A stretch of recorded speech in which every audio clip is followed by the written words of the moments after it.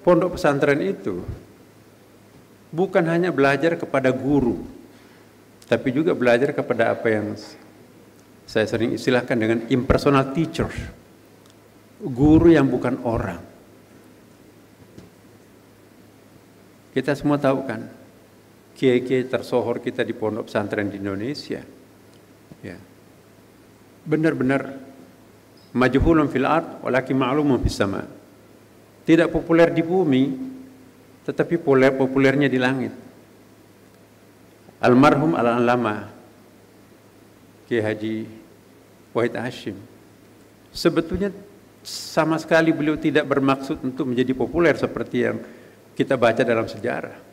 Kalau beliau datang dari Mekah untuk populer, dia tidak membuka cabangnya di kampung halamannya. Dia terpaksa tampil di permukaan karena ada tuntutan publik. Tapi buktinya setelah mereka kembali ke pondoknya, back to the basic. Jadi dia populer bukan karena kehendaknya sendiri, tetapi karena kehendak publik, kehendak umat, tuntutan umat, maka dia seperti itu. Jadi sangat berbeda dengan para politisi, dengan almarhum. Ya, alangkah miskinnya seorang murid kalau gurunya hanya orang. Iya kan? Sanurihim ayatina fil afaq wa fi anfusihim. Jadi ada impersonal teacher. Kita lihat banyak sekali ayatnya dalam Al-Quran. Belajarnya Nabi Musa itu pada pohon. Ya. Kemudian juga apa itu ayatnya itu? Falamma atahanu dia min syatil wadil ayman fil buqatil mubarakah. Jadi ada lembah yang penuh berkah. Lembah penuh berkah itulah pesantren itu. Ya. Lembah apa namanya itu ya? Tempat untuk berzikir, di situ ada berkah. Jadi pesantren itu bukan hanya tempat untuk sekolah.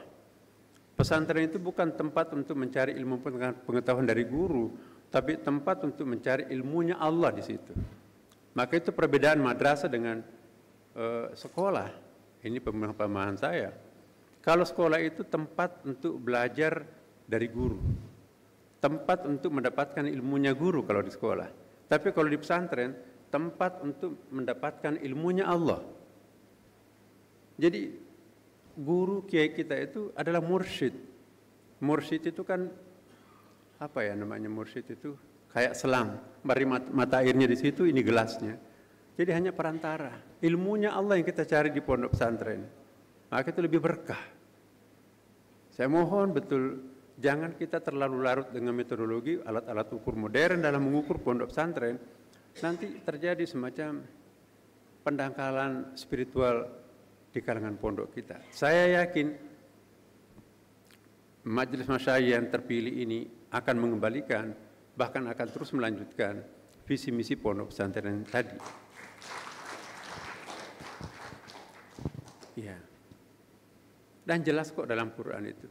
Fas'alu ahla dzikr in kuntum la ta'lamun. Tidak dikatakan fas'alu ahlal ilm. Ya kan? Kenapa enggak dikatakan tanyalah kepada para ilmuwan? Kalau mentok kepada sains larinya ke filsafat, mentok ke filsafat itu mau kemana? Ya lari ke ahli zikir. Manhum, siapa itu ahli zikir? Itu pondok pesantren. Itu ulama.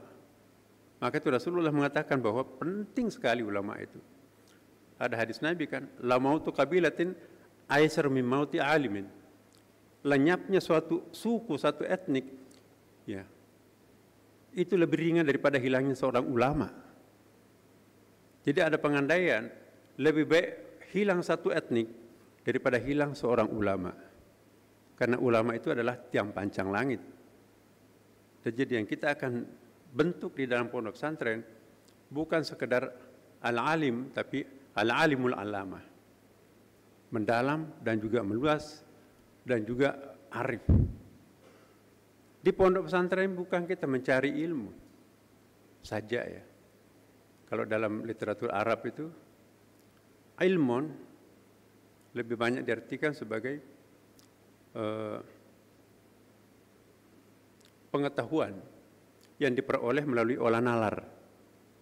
Tapi pengetahuan yang diperoleh melalui olah batin, itu yang disebut ma'rifah. Jadi ilmu dan ma'rifah itu digabungkan di pondok pesantren. Kalau di sekolah-sekolah yang aktif itu adalah otak kiri, reason. Tapi di pesantren itu yang aktif adalah otak kanan kita, mengajari kita feeling. Pendidikan karakter itu di malam hari. Man talabal ula syairul layali. Ya. Wa minal laili fatahajjad bihi nafilatan lak asa ayyab'ataka rabbuka maqama mahmuda, itu wa minal lail. Nah, kita di malam hari kan, produktifnya pondok pesantren itu di malam hari. Enggak ada berkah di siang hari. Berkah itu di malam hari. Ya. Jadi banyak ayat yang bisa kita lihat untuk mendukung. Tadi ayat saya bacakan. Kama arsalna fiikum rasulan minkum yatlu alaikum ayatina. Sebagaimana kami utus rasul di antara kalian.